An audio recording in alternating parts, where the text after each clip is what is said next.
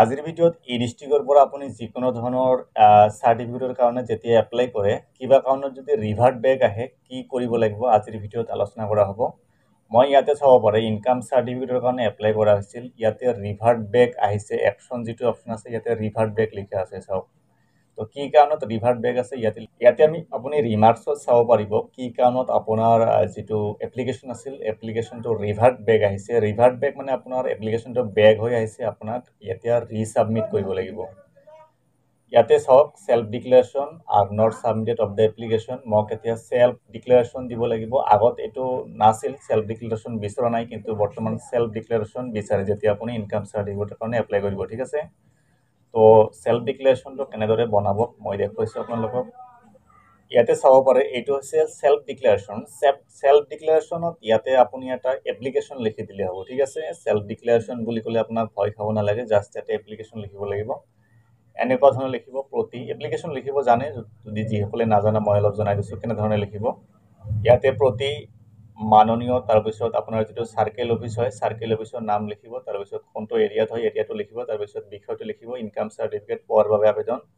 ইয়াতে তাৰিখটো লিখি দিব পাৰে, কিন্তু এইটো অপশ্যনেল হয়, নিলিখিলেও কোনো কথা নাই। তাৰপিছত এনেদৰে লিখিব মহাশয় মহাশয়া, যথাবিহিত সন্মানপূৰ্বক বিনীত নিবেদন এই যে মই ইয়াতে আপোনাৰ নামটো লিখি দিব, তাৰপিছত পিতা কোন হয়, তাৰপিছত গাঁও ক'ত, বিচাৰিলে ইয়াতে আপুনি ডাকঘৰো লিখি দিব পাৰে। মোৰ নামত ইয়াতে মই ৰেচন কাৰ্ডৰ কাৰণে এপ্লাই কৰি আছোঁ, ৰেচন কাৰ্ডৰ কাৰণে ইনকাম চাৰ্টিফিকেট লাগে, এইখিনি আপোনাক লিখিব নালাগে, পাৰপ'জ লিখিব নালাগে। ঠিক আছে, মোৰ নামত আয়ৰ প্ৰমাণ পত্ৰৰ প্ৰয়োজন হৈছে এনেকৈ লিখিব, সেয়েহে মোৰ নামত আয়ৰ প্ৰমাণ পত্ৰ পোৱাৰ বাবে মহোদয়ৰ ওচৰত বিনীত নিবেদন।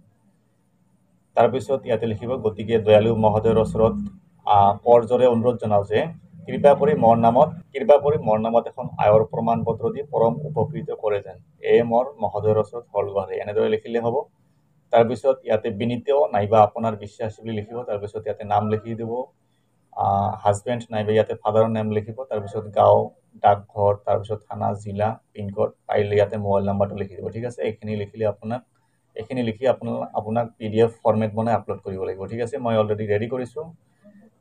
যিসকলে এপ্লিকেশ্যন লিখিব নোৱাৰে মই ডক্স যিটো ফাইল আছে ডকুমেণ্টছ ফাইলটো মই ডিছক্ৰিপশ্যনত দি দিম, আপোনালোকে তাৰ পৰা ডাউনলোড কৰি ল'ব পাৰিব। ঠিক আছে, এতিয়া মই এইটো আপলোড কৰিম। আপলোড কৰিবলৈ ইয়াতে চাব ৰিভাৰ্ট বেক বুলি লিখা আছে, ৰিভাৰ্ট বেকত ক্লিক কৰিব।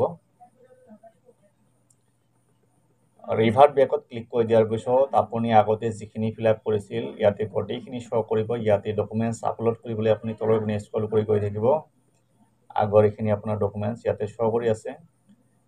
ইয়াতে চাওক আপলোড এপ্লিকেশ্যন, ইয়াতে কতো আপুনি দেখা নাপাব, সেলফ ডিক্লেৰেশ্যন আপলোড কৰাৰ অপশ্যন নাথাকে। ঠিক আছে, ইয়াতে আপুনি এটা অপশ্যন পাব, চাব এনি আদাৰ ডকুমেণ্টছ বুলি লিখা আছে, অন্য নথি, ইয়াতে আপোনাক আপলোড কৰিব লাগিব। ঠিক আছে, ইয়াতে আপলোড কৰিবলৈ ব্ৰাউজত ক্লিক কৰিব। ব্ৰাউজত ক্লিক কৰি দিয়াৰ পিছত আপুনি ডকুমেণ্টছটো ক'ত ৰাখিছে ডকুমেণ্টছটো ইয়াৰ পৰা চিলেকশ্যন কৰিব। চিলেকশ্যন কৰাৰ পিছত ইয়াতে চাব ডকুমেণ্টছৰ প্ৰিভিউটো আহি যাব, ইয়াতে আপুনি তলৰ পিনে স্ক্ৰল কৰিব।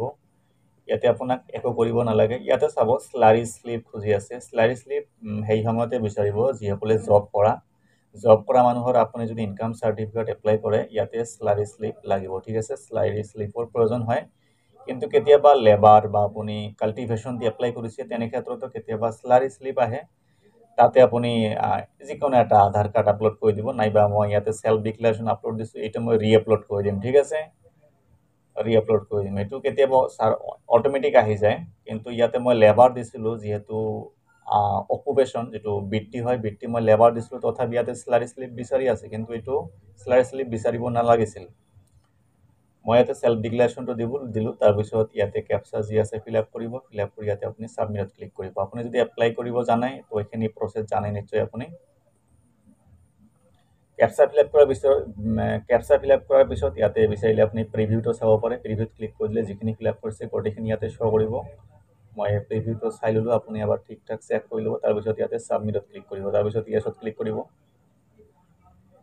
ইয়েছত ক্লিক কৰি দিয়াৰ পিছত ইয়াতে চাব আগৰ এপ্লিকেশ্যন নাম্বাৰটো থাকিব, ইয়াতে নতুনকৈ এটা আপোনাক লগো আহি যাব, ৱাটাৰমাৰ্ক আহিব ৰিভাৰ্ট বেক বুলি। ঠিক আছে, এতিয়া আপুনি তিনিৰ পৰা এক সপ্তাহ সময় ৱেইট কৰিব। ৱেইট কৰাৰ পিছত আপোনাৰ ইনকাম চাৰ্টিফিকেট হৈ যাব, আপুনি যদি ঠিক ঠাক ডকুমেণ্টছ আপলোড কৰিছে আৰু ফিল আপ কৰিছে।